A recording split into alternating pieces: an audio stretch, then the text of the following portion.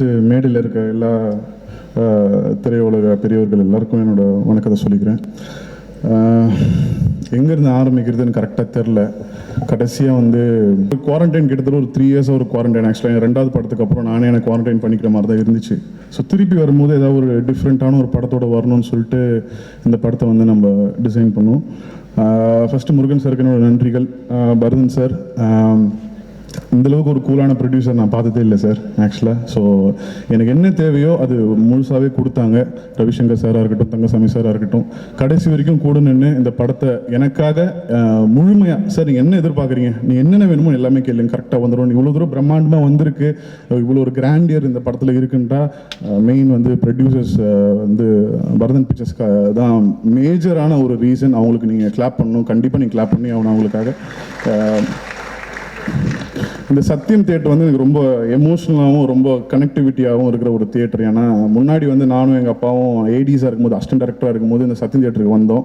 அப்போது ஒரு audio launch first நான் பார்க்கணுன்னு ஆசைப்பட்டேன். பட் ரொம்ப க்ரௌடாக இருக்கனால எங்களை கொஞ்சம் வெளியே போக சொல்லிட்டாங்க. ஸோ அப்போ முடிவு பண்ணேன், நான் நடத்துகிற எல்லா படத்தோட ஆடியோ லான்ச்சும் சத்தியம் தியேட்டர் தான் நடக்கணும்னு சொல்லி முடிவு பண்ணேன். ஸோ அது வந்து என் ஃபஸ்ட் படத்துலையும் த்ரிஷா நரேந்திரன் நடந்துச்சு. ஸோ இப்பயும் இங்கே நடக்குது. So I'm very happy for that. Director Siva sir, அவங்களோட ஒர்க்கை பார்த்துருப்பீங்க, ரொம்ப சூப்பராக பண்ணியிருந்தாங்க.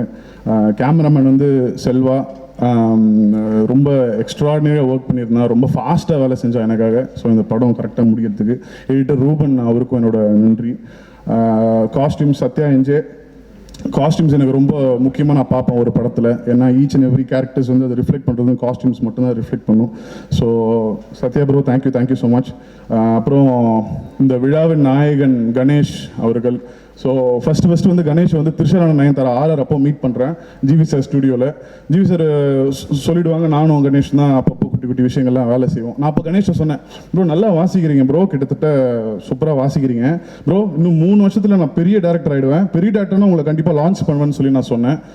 3.5 வருஷம் கழிச்சு அடித்தேன், ப்ரோ லான்ச் பண்ணலான் இருக்கேன், ஓகேவான்னு சொல்லி கேட்டேன். ப்ரோ சூப்பருங்கன்னு சொல்லி சொன்னாங்க. ஸோ நான் என்ன தான் டிசைட் பண்ணாலும் படத்தோட ஹீரோ, அதுவும் டான்ஸ் பற்றி தெரியும், சாங்ஸ் இப்போ வரைக்கும் யூடியூப்பில் என்ன இடத்துல நீங்கள் இருக்கிறதுக்கு நான் காரணம்னு சொன்னீங்கன்னா அது கிடையாது, அது பிரபு மாஸ்டர் தான் காரணம். எட்ஜ் குச் ஓத்தாகே சொல்லி ஒரு ரொம்ப எமோஷனலான ஒரு சாங் அது ஆக்சுவலாக. ஸோ அதை போட்டு காமிச்சோன்னா மாஸ்டர் நான் ஃபஸ்ட்டு ரொம்ப ரொம்ப யோசிச்சு போனேன். மாஸ்டர் வேணும்னு சொல்லிட்டா என்ன பண்ணலாம், எப்படி கன்வின்ஸ் பண்ணலாம்னு சொல்லி கேட்டுட்டு நல்லா இருக்குங்க ஓகே அப்படின்ட்டார். எனக்கு அது ரொம்ப ஷாக் வந்து, எனக்கு ஃபோன் பண்ணி சொல்கிறேன் மாஸ்டர் ஓகே சொல்லிட்டாருன்னு. ஸோ இந்த லான்ச் வந்து மேஜர் ரீசன் வந்து மாஸ்டருக்கு தான் போய் சேரும்.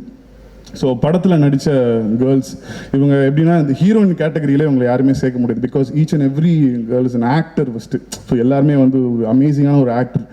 Beat from Janani. ஏன்னா ஜெனனி வந்து யூஸ்வலான லுக் விட்டு வெளில வந்து நிறைய ஹேர் டூலாம் பண்ணி எனக்கு நிறைய பொறுத்துக்கிட்டு ஜெனனி சூப்பராக ஒர்க் பண்ணாங்க. அப்புறம் காயத்ரி என்னோட ஃப்ரெண்ட், அவங்களும் வந்து ரெகுலர் கேரக்டராக இல்லாதனால தான் இந்த படத்துக்கு அவங்க ஒத்துக்கிட்டாங்க. ஸோ அவங்களுக்கு நான் நன்றிகள்.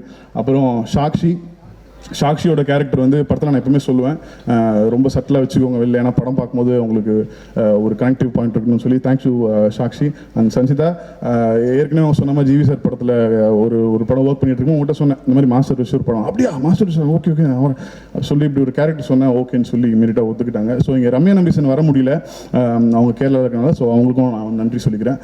கடைசியாக த லீட் எங்கே அமேரா தஸ்தூர். ஸோ இந்த படத்தில் வந்து எல்லாரும் ஒரு மிகப்பழைய வந்து ஒரு பெரிய ஒரு உழைப்பு போட்டிருக்காங்க. பட் அமேராவுக்கு வந்து என்னென்னா லாங்குவேஜ் ப்ராப்ளம் இருக்குது, கரெக்டான தமிழ் தெரியாது. பட் மாஸ்டர் நிறைய வாட்டி சொல்லியிருக்காரு, பரவாயில்லப்பா அந்த பொண்ணு கரெக்டாக ஹேண்டில் பண்ணிடுது. ஏன்னா கண்டினியூஸ் டேக்ஸில் நிறைய நாங்கள் போனோம், ரொம்ப இன்டென்ஸான சீக்வன்ஸ்லாம் நிறைய கத்துவாங்க, நிறைய அழுகிற மாதிரி சீக்வன்ஸ் இருக்கும். மாஸ்டருக்கும் அமேராவுக்கு இருக்கிற காம்பினேஷன்ஸே ரொம்ப இன்ட்ரெஸ்டிங்காக இருக்கும் படத்தில். ஸோ அதெல்லாம் வந்து அமேரா ரொம்ப நல்லா பண்ணியிருந்தாங்க. Amyra, I think you will start doing lot of Tamil films year. All the very best for that. அதுக்கப்புறம் முக்கியமாக ஒரு பெரிய நன்றி சொல்லணும், எங்கள் அப்பாவுக்கு நன்றி சொல்லணும். எங்கள் அப்பா வந்து ஒரு அசிஸ்டன்ட் டைரக்டராக இருந்து எனக்கு வந்து ஒரு மிகப்பெரிய இன்ஸ்பிரேஷன் பார்த்தீங்கன்னா எங்கள் அப்பா தான். ஸோ அவர் அங்கே உட்காந்துட்டு இருக்காரு, எனக்காக சீட் இருந்தால் ஒரு 2 மினிட்ஸ் இங்கே உட்காந்தாருன்னா ரொம்ப சந்தோஷப்படுன்னு நினைக்கிறேன். அவர் மேடைக்கு வரும்.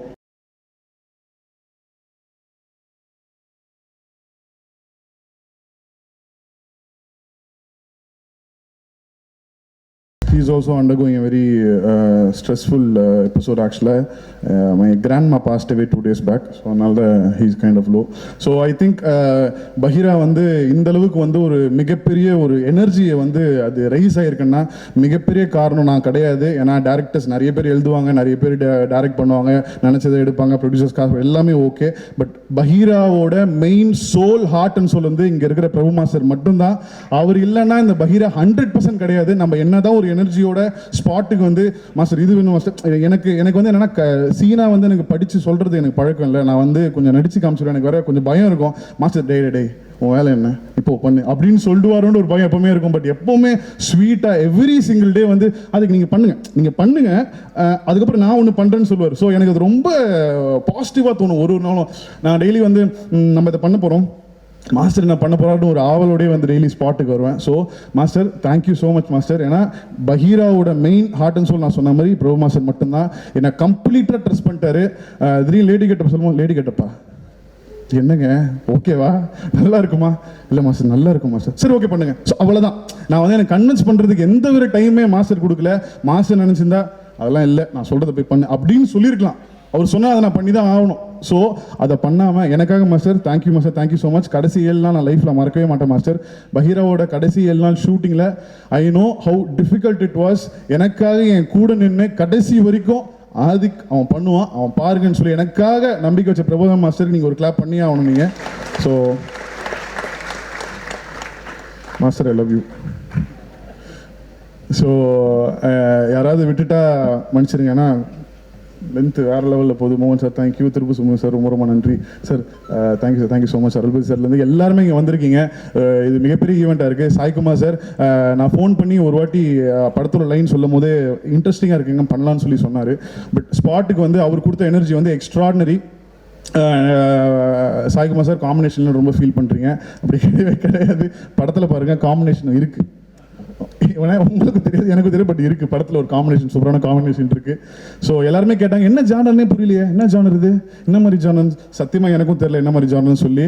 ஏன்னா படம் எழுதும் போது ஜானர் இருந்தது, எடுக்கும் போது ஜானர், பார்க்கும்போது வேறு மாதிரி ஒரு ஜானராக இருக்குது. ஸோ அது என்ன ஜானர்னு சொல்லி நீங்களே படம் பார்த்துட்டு கண்டிப்பாக சொல்லணும், தியேட்டருக்கு வரணும். நன்றி நன்றி நன்றி நன்றி நன்றி.